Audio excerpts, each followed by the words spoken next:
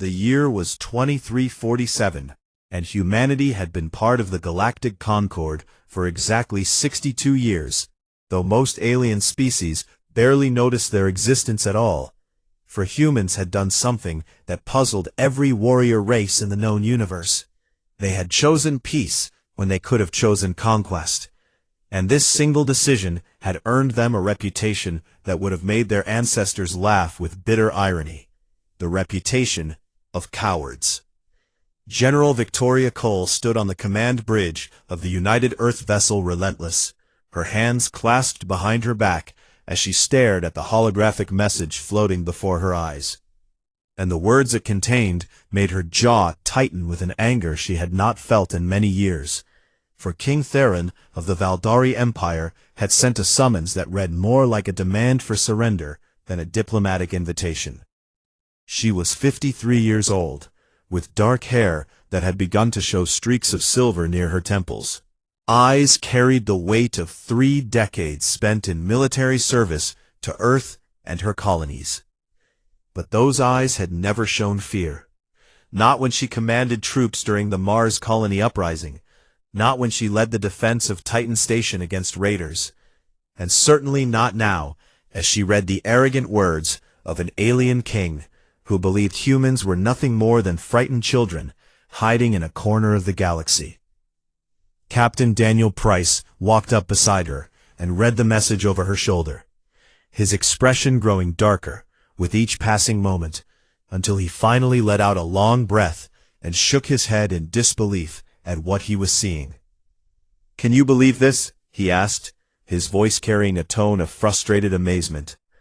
"He actually thinks we will just bow down and accept Valdari oversight of our entire civilization. Does he have any idea who he is dealing with?" Victoria did not answer immediately.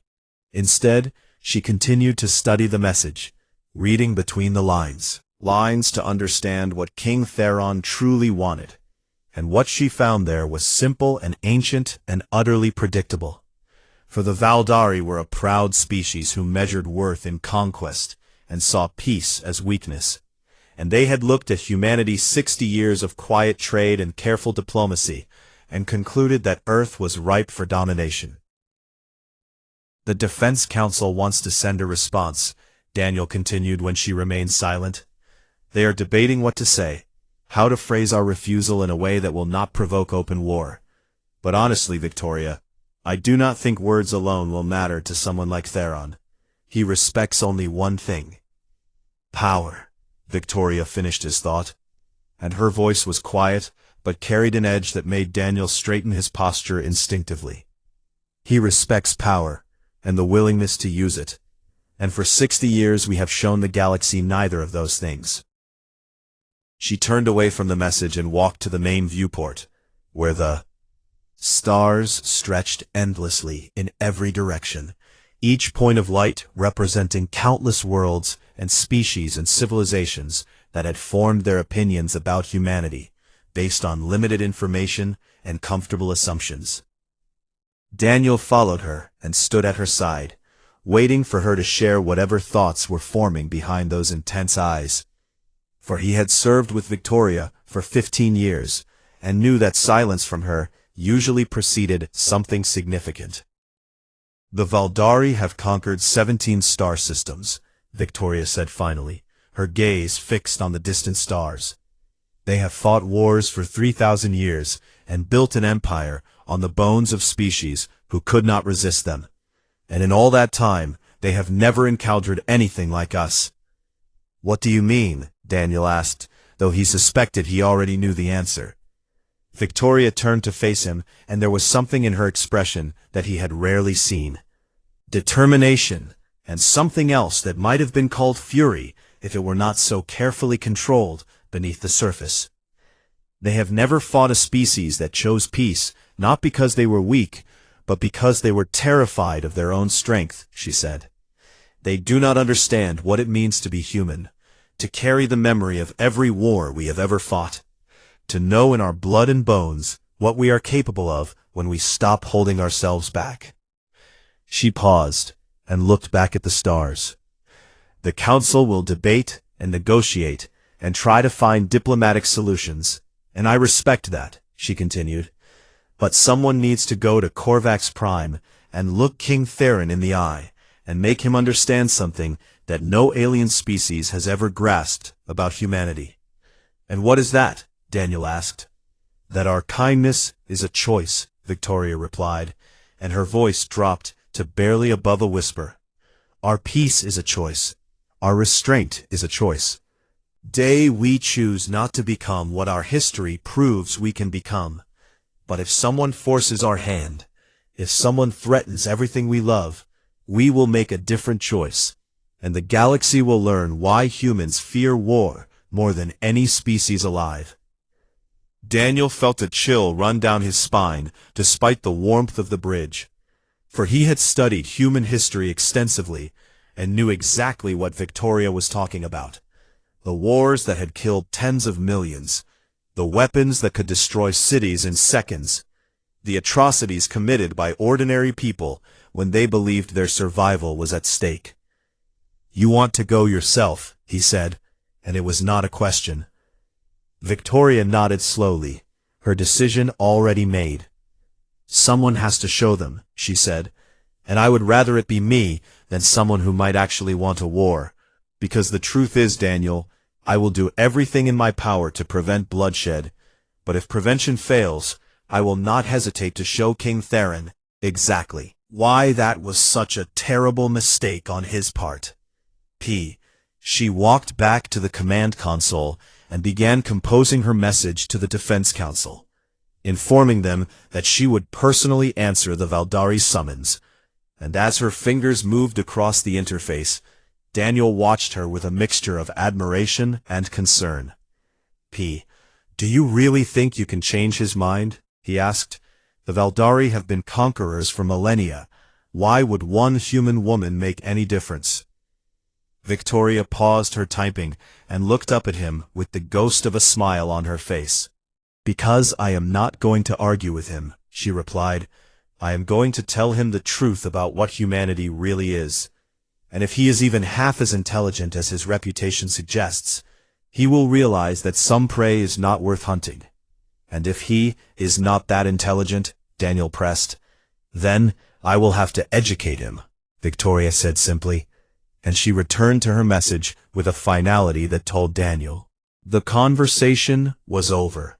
3 days later, the Relentless departed Earth orbit with a crew of 200 and an honor guard of 12 Marines, carrying humanity's answer to a king who had never been told no. And as the ship jumped to faster-than-light speed, Victoria Cole sat alone in her quarters and reviewed everything she knew about the Valdari, their history, their culture, their strengths and weaknesses, preparing herself for a confrontation that would determine whether the next century brought peace or devastation. She did not sleep that night, and when morning came, she was ready. The Valdari throne world of Korvax Prime appeared on the view screen like a jewel of conquest, floating in the darkness of space, its surface covered with massive cities and monuments built to celebrate 10,000 years of military victories. And as the Relentless entered orbit, Victoria Cole felt the weight of what she was about to do settle firmly on her shoulders. Captain Daniel Price stood beside her on the bridge, his face showing the tension that everyone aboard felt, but no one dared speak aloud, for they were entering the heart of an empire that had crushed countless civilizations, and they were doing so with a single ship and a handful of Marines. The landing coordinates have been received, the communications officer reported. They are directing us to the Imperial Plaza, directly in front of the palace. Victoria nodded and turned to her honor guard, 12 Marines who had volunteered for this mission, knowing full well they might not return. And she saw in them the same resolute determination that filled her heart. Their eyes not fear, but determination, the same stubborn refusal to back down that had defined humanity since the first cave dweller picked up a rock and decided to fight instead of flee. Remember why we are here, she told them, her voice calm and steady. We are not here to start a war. We are here to prevent one. But if things go badly, you will follow my lead and trust that I know what I am doing. "Yes, General," they responded in unison, and their voices carried absolute conviction. The shuttle descended through the atmosphere of Korvax Prime, and Victoria watched through the window as the landscape revealed itself, vast military installations stretching to the horizon. Training grounds where thousands of Valdari soldiers drilled in perfect formation, and everywhere statues and monuments celebrating conquest and domination. "They want us to be intimidated," Daniel observed quietly.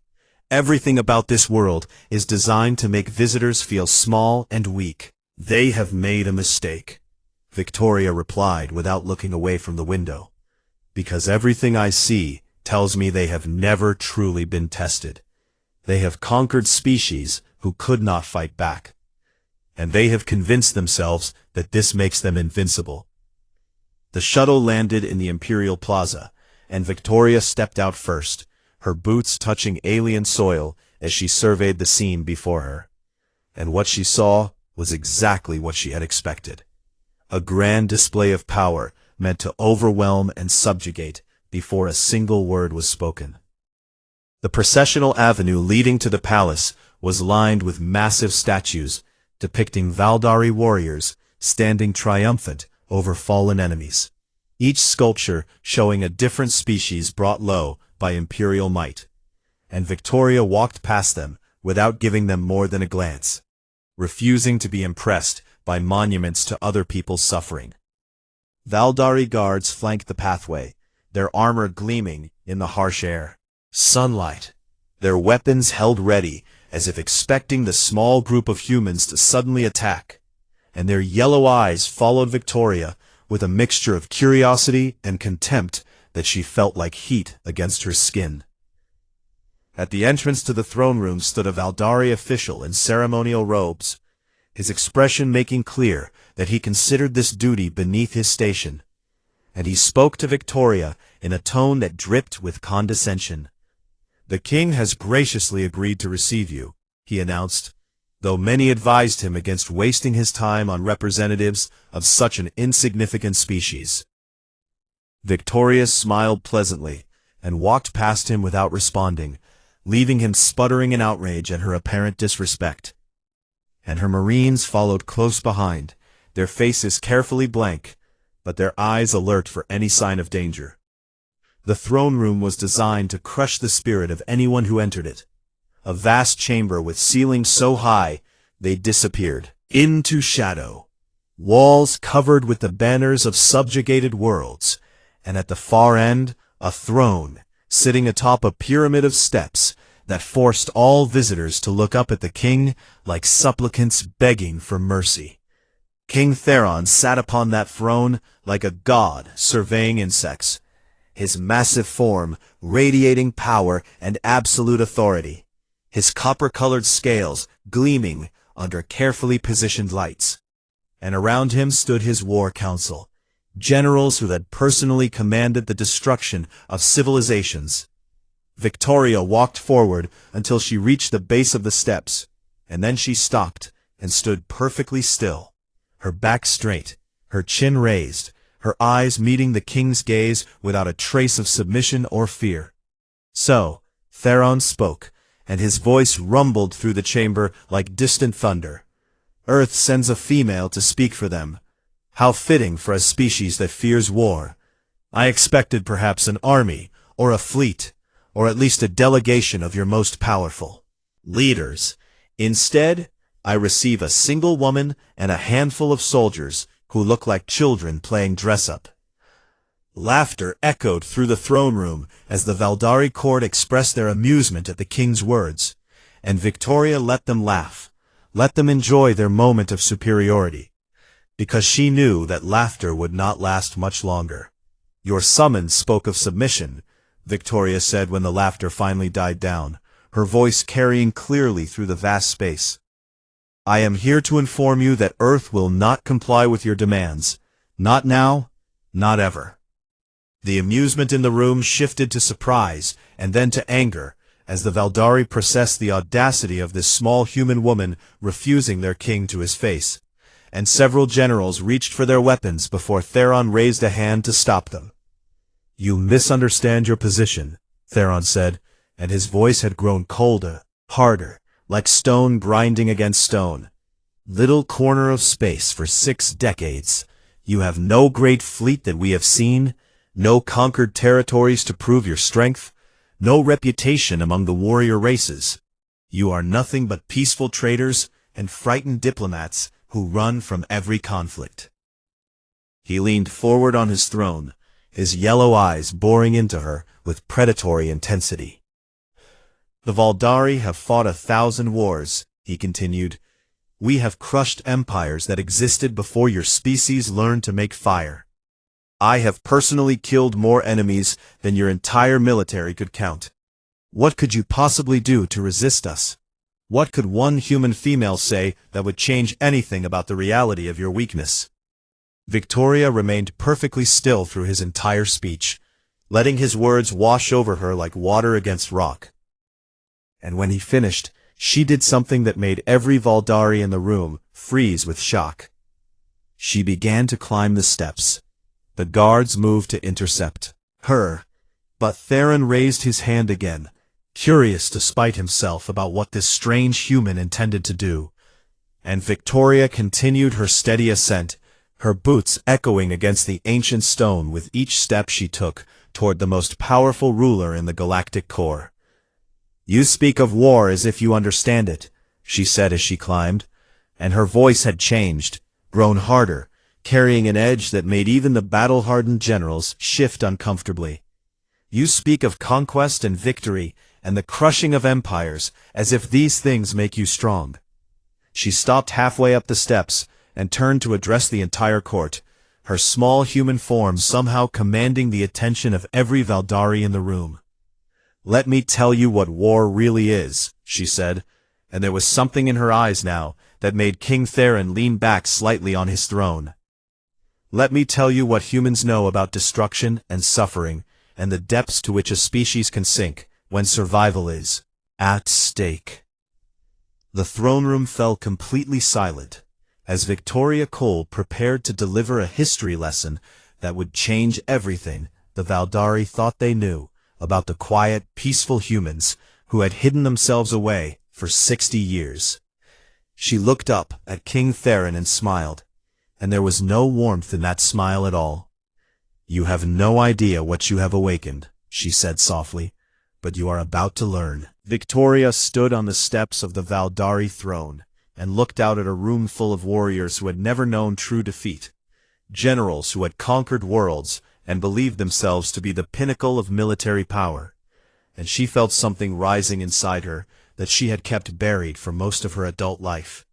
A rage, born from the knowledge of what her species had done to itself, and what they could do again if pushed far enough. 200 years ago, she began, her voice carrying through the silent chamber with perfect clarity. Before humans ever left our homeworld, before we knew that alien life existed, before we had any enemy except ourselves, we fought a war that killed 70 million people in 6 years. She paused to let that number sink in, watching as the Valdari exchanged uncertain glances, their understanding of scale struggling to process such a figure. 70 million, she repeated, not soldiers, not warriors, but people, families, children, cities burned to ash in single nights. We invented weapons that could destroy everything our civilization had built over 10,000 years. And we used those weapons on each other, not because we had to, but because we were angry, because we were afraid, because we had convinced ourselves that the only way to survive was to destroy our enemies completely. She took another step up toward the throne. We called it a world war because it spread across our entire planet, she continued. Every nation, every continent, every ocean became a battlefield. And when it was over, we swore we would never let it happen again. But we were lying to ourselves, because barely 20 years later, we did it all over again. And this time, we killed even more. King Theron shifted on his throne, his expression no longer showing amusement or contempt, but something closer to fascination, like a predator who had suddenly realized the prey before him was not what he expected. Before that great war, Victoria pressed on.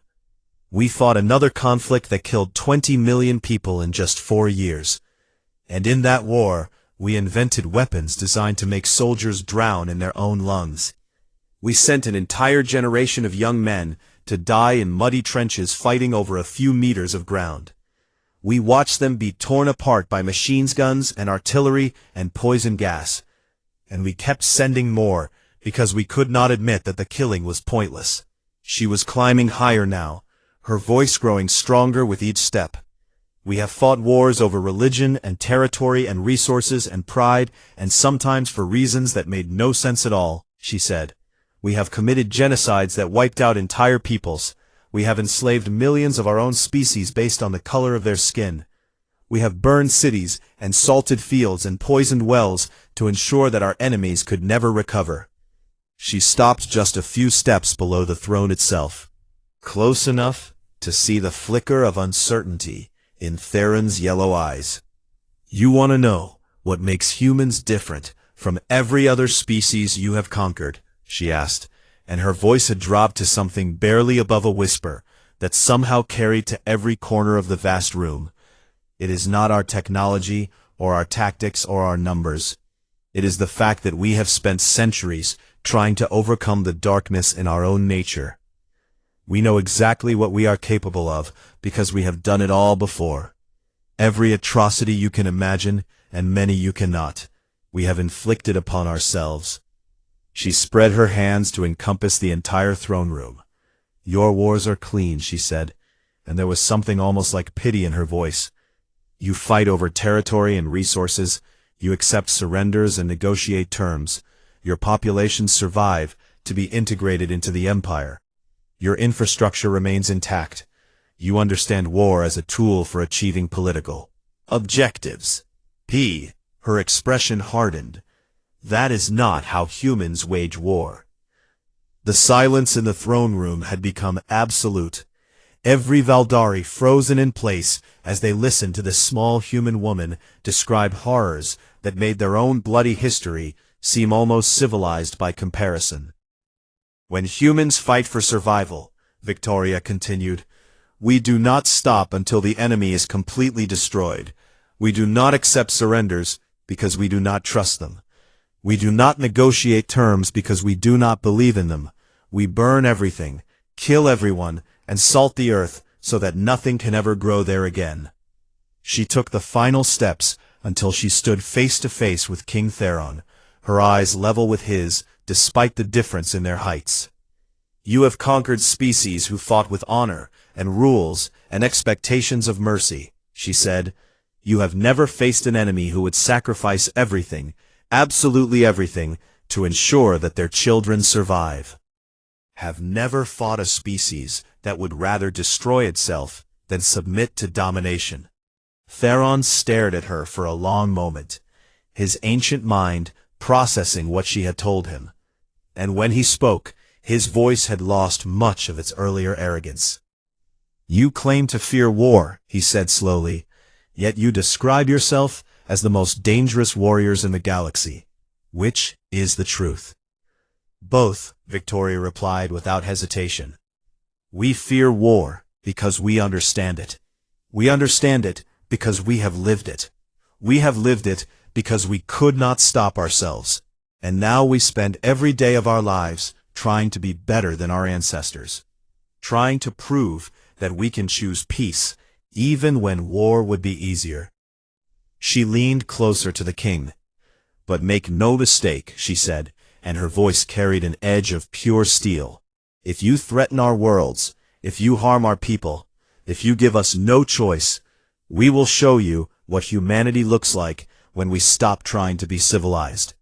We'll reach down into the darkest parts of our history and pull out every weapon, every tactic, every brutal strategy that our ancestors used to survive. And we will unleash them upon you with a fury that your empire has never seen. Her eyes burned with an intensity that made even the mighty King Theron lean back slightly on his throne. We will not fight you the way other species fight, she promised. We will not meet your fleets in honorable battle, and accept defeat gracefully. We will hide in asteroids and attack your supply lines. We will infiltrate your worlds and destroy your infrastructure. We will turn your own populations against you with propaganda and lies. We will poison your food and water. We will assassinate your leaders and their families. We will do every terrible thing that humans have ever done to each other.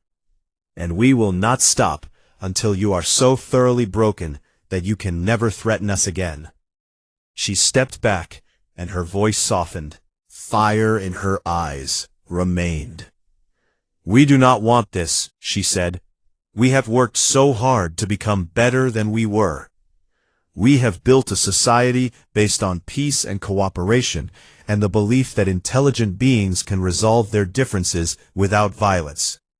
We want to trade with you and learn from you and grow alongside you as partners in this vast galaxy. She paused and let her words hang in the air.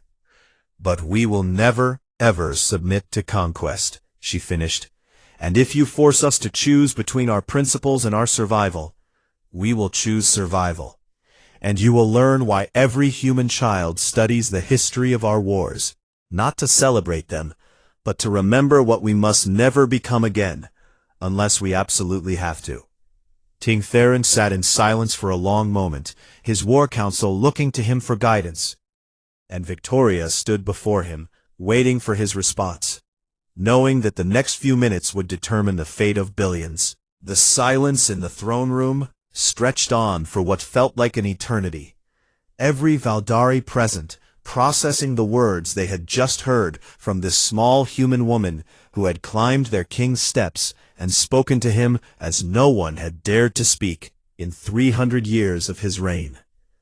King Theron studied Victoria with new eyes, his ancient mind weighing her words against everything he knew about warfare and conquest, and the nature of species who dared to challenge Valdari supremacy. And when he finally spoke, his voice carried a tone that his generals had rarely heard from their emperor. Impressive words, he said slowly, and I will admit that your passion is convincing. But words are not the same as power. You speak of history, of atrocities committed by primitives fighting over a single world with primitive weapons. The Valdari command fleets that span multiple galaxies. We have technology that your species cannot even comprehend. What proof do you offer that humanity is anything more than clever talkers? Victoria had been waiting for this moment, had planned for it from the instant she first read Theron's summons, because she knew that the Valdari would never respect words alone. They needed to see power, to feel it, to understand in their bones that humanity was not bluffing. She reached up to her collar and activated her communication device. Captain Price, she said clearly, execute protocol reverence.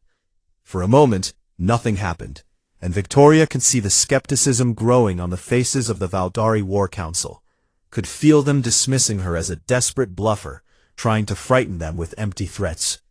Then the palace shook. Alarms began blaring throughout the throne room as Valdari technicians scrambled to their stations, their clawed fingers flying across holographic displays as they tried to understand what was happening in orbit above their world.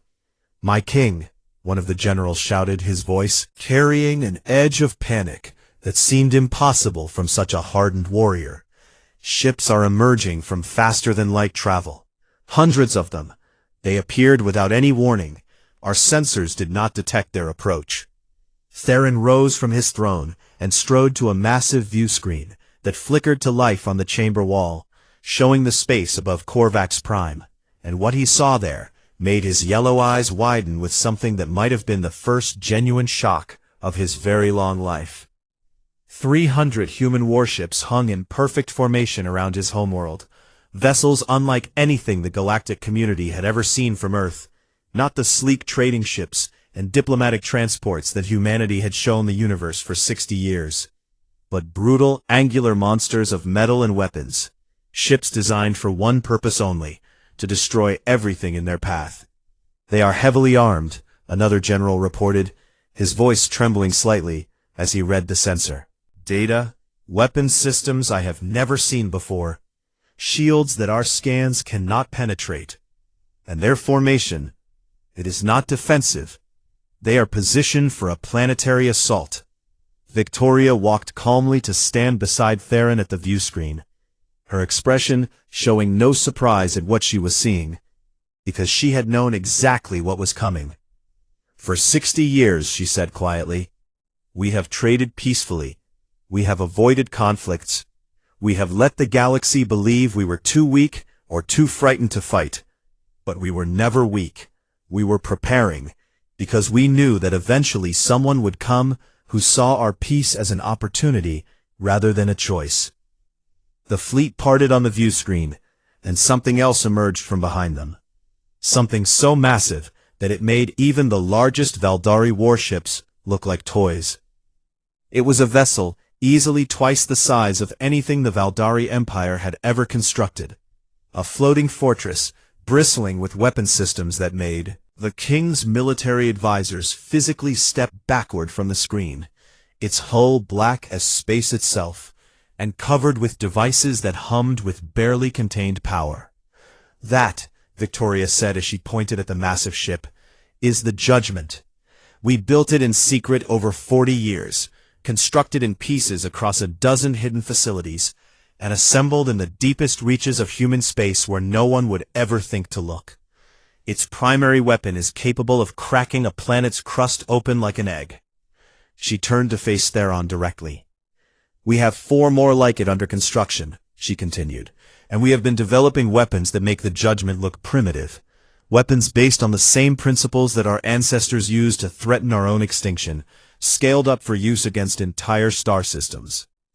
A holographic display activated nearby, and the face of Admiral Patricia Wells appeared, her gray hair pulled back severely, her expression carrying the grim determination of someone who had spent her entire career preparing for a war she hoped would never come. General Cole, she said, the fleet is in position and awaiting your orders. All weapons are charged and targeting systems are locked. We can begin planetary bombardment on your command. Victoria looked at Theron and saw something she had never expected to see on the face of a Valdari king. Doubt.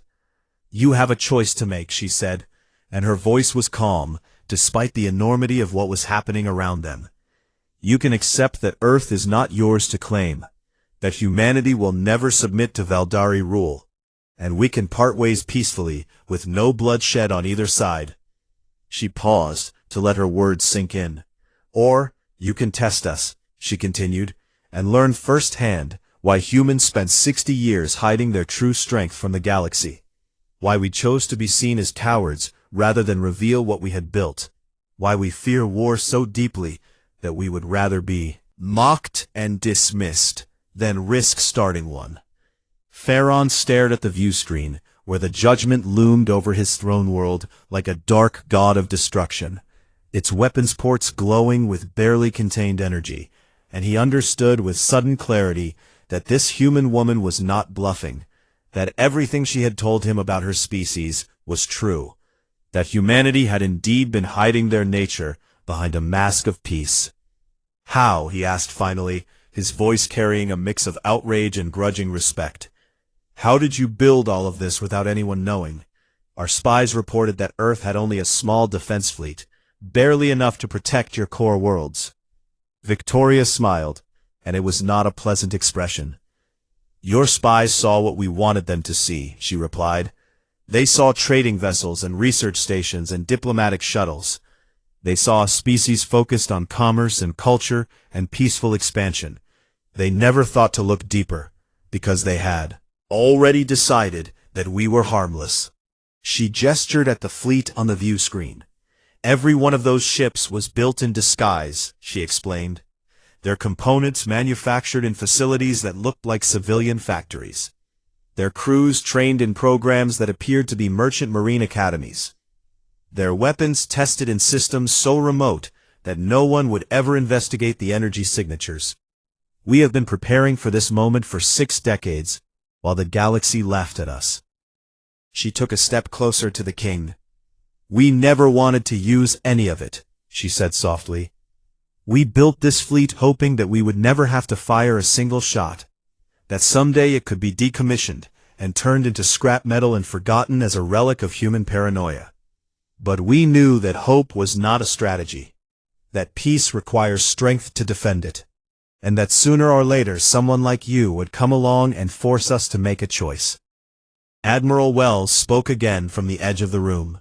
The holographic display. General Cole, she said, the Valdari fleet is attempting to reposition. Should we consider this a hostile action? Victoria kept her eyes locked on Theron. That depends, she said, on what the king decides in the next few minutes. The fate of two civilizations hung in the balance as the most powerful ruler in the galactic core faced a choice he had never expected to make. Whether to risk everything he had built against an enemy who clearly had nothing left to lose. The throne room of King Theron had become a battlefield without a single shot being fired. The tension thick enough to cut with a blade as the most powerful ruler in the galactic core stared at the view screen, showing a human fleet that had appeared from nowhere to challenge everything he believed about the universe. Victoria Cole stood beside him, waiting for his decision, her heart pounding in her chest despite the calm expression she maintained on her face. Because she knew that the next few moments would determine whether billions of lives were saved or lost, whether humanity would emerge from this confrontation as partners or as the monsters their ancestors had been. Theron's generals muttered among themselves, some arguing for immediate attack despite the obvious danger, others counseling retreat and regrouping, but the king himself remained silent, his ancient yellow eyes fixed on the massive warship that hung in space above his world, like a promise of annihilation. You are not bluffing, he said finally, his voice carrying none of the arrogance that had filled it when Victoria first entered his throne room. This is not a trick or a desperate gamble. You truly would destroy everything I have built if I forced you to. Victoria shook her head slowly. I would hate every moment of it, she replied. I would carry the guilt for the rest of my life and beyond. I would mourn every Valdari life lost as if they were my own people, because they would be innocent victims of a war started by rulers who should have known better. She paused and let her voice soften slightly. But yes, she continued, I would give the order and your throne world would burn and your empire would crumble, and humanity would become the very thing we have spent centuries trying not to be. Because when faced with the choice between our principles and our survival, we will always choose survival, even if it destroys our souls. Theron turned away from the view screen and walked slowly back toward his throne, his massive form moving with a wariness that seemed to age him before Victoria's eyes. And when he reached the top of the steps, he did not sit down, but instead stood looking out over his court, his generals and advisors who had served him faithfully for centuries. In 300 years of rule, he said quietly, no one has ever spoken to me the way you have spoken today. No one has ever dared to climb these steps uninvited. No one has ever looked me in the eye and promised to destroy everything I love without a trace of fear in their heart. He turned to face Victoria. I have conquered 17 star systems, he continued. I have fought wars against species who outnumbered us 10 to 1. I have faced enemies who had technology we could barely understand, and I have won every single time because I understood something fundamental about warfare, that victory goes to those who are willing to pay any price. Victoria nodded slowly, understanding where he was going. And today, Theron said, I have met a species who is willing to pay a higher price than the Valdari, a species who would sacrifice their own souls rather than submit to conquest, a species who fears war so deeply that they have become the most dangerous warriors in the galaxy. He descended the steps until he stood before Victoria as an equal rather than a conqueror addressing a supplicant. The Valdari understand strength, he said. We have always believed that those who avoid conflict are weak, that peace is a luxury enjoyed by those who cannot fight. But you have shown me something different today. You have shown me that there is a greater strength in building power and choosing not to use it. In being capable of terrible destruction and walking away instead. He extended his massive hand in the human gesture of greeting that Victoria had shown him in their earlier correspondence. "Be no war today, General Cole," he said. "Earth will remain sovereign and independent. The Valdari will withdraw our demands and issue a formal statement recognizing humanity as an equal member of the galactic community." Victoria took his hand and felt the rough scales against her palm, felt the strength in his grip that could have crushed her bones without effort, and she allowed herself to finally breathe, to let go of the terrible weight she had carried since reading his summons weeks ago. "That is all we ever wanted," she said simply. Theron released her hand and turned to address his court. "Spread the word throughout the Empire," he commanded. "Humanity is not to be threatened or challenged or provoked. They are to be treated with the same respect we would show any species capable of standing against us. And any Valdari who violates this decree will answer to me personally." The generals bowed in acknowledgement, their earlier contempt for humans replaced by something that looked remarkably like respect. And Victoria felt a surge of hope that perhaps this day would mark the beginning of something better for both their species. She walked back down the steps of the throne with her honor guard falling into formation around her, their relief visible in the slight relaxation of their shoulders, and the way they carried their weapons just a little less tightly. And as she reached the entrance to the chamber, she turned back for one final look at the king who had threatened to conquer her world. "King Theron," she called out, and he looked down at her with curiosity in his eyes. "I hope that someday our species can be friends rather than simply neighbors who have agreed not to kill each other. I hope that we can learn from each other and grow together, because I truly believe that the galaxy would be better if the Valdari and humanity worked together rather than apart." Theron considered her words for a long moment. Remarkable happened.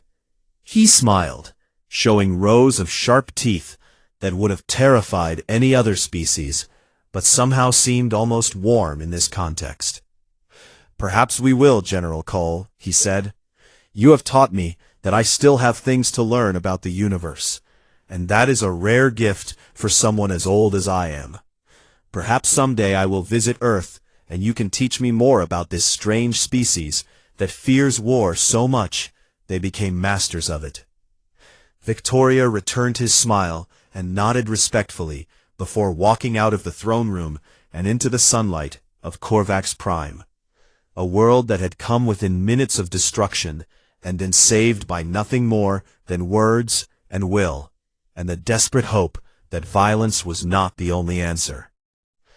The shuttle carried her back to the Relentless, where Captain Price waited on the bridge, his face showing the strain of the hours he had spent preparing for a battle that might have ended everything.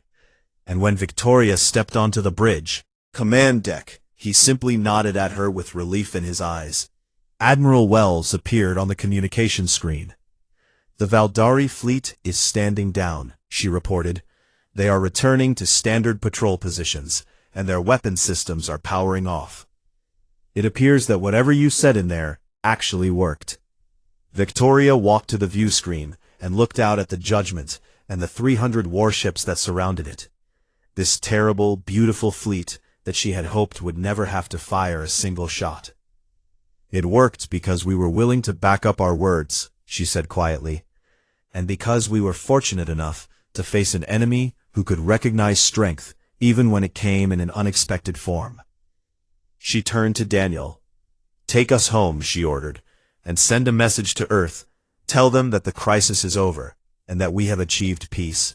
Tell them that humanity showed the galaxy exactly who we are today, not conquerors or cowards, but something in between. Something that might just be worth admiring." The fleet jumped to faster-than-light speed, and the stars streaked past the view screen, as Victoria stood alone at the observation window, thinking about everything that had happened and everything that still lay ahead. She did not know what the future would bring, or whether the peace she had won today would last forever, or crumble tomorrow. But she knew one thing with absolute certainty. Humanity had proven that they could face the darkness in their own nature and choose the light. That they could build weapons of terrible destruction and decide not to use them. That they could be feared and respected, and perhaps even loved. That was worth fighting for, even if the fighting was done with words instead of weapons. And somewhere deep in the heart of Earth's secret military command, the engineers and scientists who had built the Judgment and its sister ships began the long, slow process of putting their terrible creations into storage, hoping that they would never be needed, knowing that they would always be ready if they were. Because humanity had learned a long time ago that peace was not the absence of the ability to wage war. It was the choice not to. And that choice, made fresh every single day by billions of people across hundreds of worlds, was the greatest strength humanity had ever possessed.